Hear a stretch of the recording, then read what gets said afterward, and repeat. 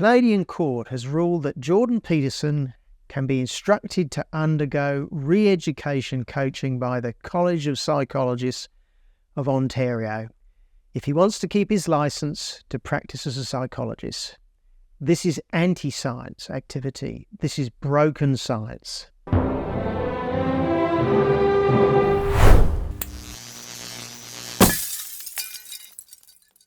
The college objected to some of Peterson's comments on a range of matters, including transgender and racial issues, as they could pose a moderate risk of harm to the public.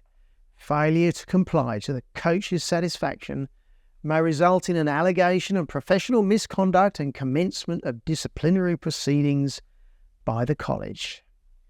He's been threatened with losing his psychology licence. Now, the college does not seem to have considered that maybe Peterson is right.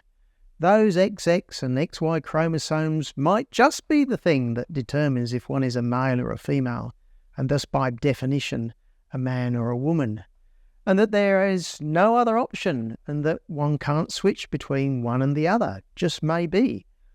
And no, wearing a dress does not make a male athlete into a female athlete, no matter how much we may wish or pretend it to be so, just may be.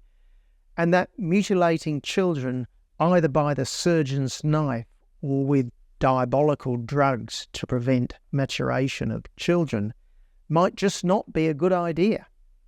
Now, it is one thing to disagree with Peterson. Go ahead, make his day. I presume he would relish the argument.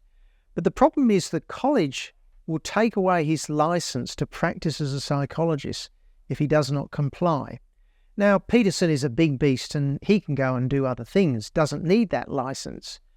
But every other psychologist in Canada knows what they have to do and say if they want to keep their living. Now, science progresses by debate and argument and free speech. Science dies when groupthink takes hold. And the College of Ontario psychologists are killing this by enforcing the groupthink. Now, worryingly, the Canadian courts are acting as badly as the College of Psychologists. They simply don't get freedom of speech. The court ruled that the re-education does not prevent Peterson from expressing himself on controversial issues. But on the other hand, he must abide by the profession's rules, which may restrict him. This is yet another troubling example of a judiciary completely failing to uphold freedom of expression. He has freedom of speech, claimed the judge, but only if he sacrifices his professional opinion. Now, this is a dangerous precedent, and although it applies specifically to Canada, everyone in the West, especially in the Anglosphere, should be aware that something similar could be forced upon them by their own judiciary. Australian courts have already shown themselves to be at best ambivalent about free speech. At risk of being self-serving, the matter of Ridd versus James Cook University was a case in point. The High Court there ruled that James Cook University unlawfully censured me for over my speech about science quality assurance problems, but then ruled that JCU had the right to instruct me to be silent about their unlawful behaviour. So after literally invoking John Stuart Mill and the importance of freedom of speech, they cast aside that freedom at their earliest convenience. And it was the same with Peterson and the Ontario Court. In the very first sentence of their ruling, the judges showed their complete contempt for freedom of expression at the same time as apparently affirming the citizen's right to it. They stated, "When an individual joins a regulated profession, they do not lose their charter right to freedom of expression. At the same time, however, they take on an obligation and must abide by the rules of the regulatory body that may limit their freedom of expression." This makes no sense. They clearly lose their right to freedom of expression if that regulatory body can limit that freedom of expression. So I say to those judges, spit it out and say it straight. Peterson lost his freedom of expression. Don't pretend that he did not, and do not pretend that you did not take his freedom of expression away, because you did.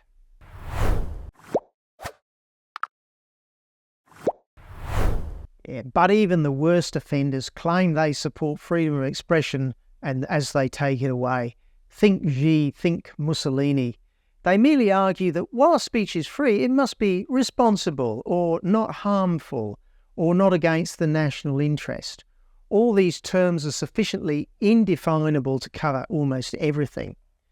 Now, in addition, the ruling against Peterson quotes 5 other Canadian case law examples, all very recent, where other professional bodies, nurses, physicians, surgeons, have been given rights to restrict professional speech. One example was nurses who spoke against the COVID masks and vaccine mandates. It seems the professionals' associations in Canada are now firmly in control of the speech of their members, and the Peterson case merely reinforced that fact. So consider this: engineers, doctors, accountants, nurses, pharmacists, barristers, every profession who is more or less forced to be a member of a professional organisation just to keep their job is probably now owned by their professional body. Stray from the official line and do it in public and you risk losing your job. I'm reminded of Ignaz Semmelweis, a pioneer of antiseptics in hospitals. He proved that if doctors merely washed their hands before delivering a baby, it greatly reduced the risk of infection to both mother and child. The profession crucified him. If there'd been social media in 1850, those Canadian judges would have forced him to be re-educated. Thank goodness we have people like Semmelweis and Peterson who have given an awful lot at significant personal costs to try to tell the truth. Now, we cannot stand by silently and allow this freedom of speech to be taken away from dedicated science professionals.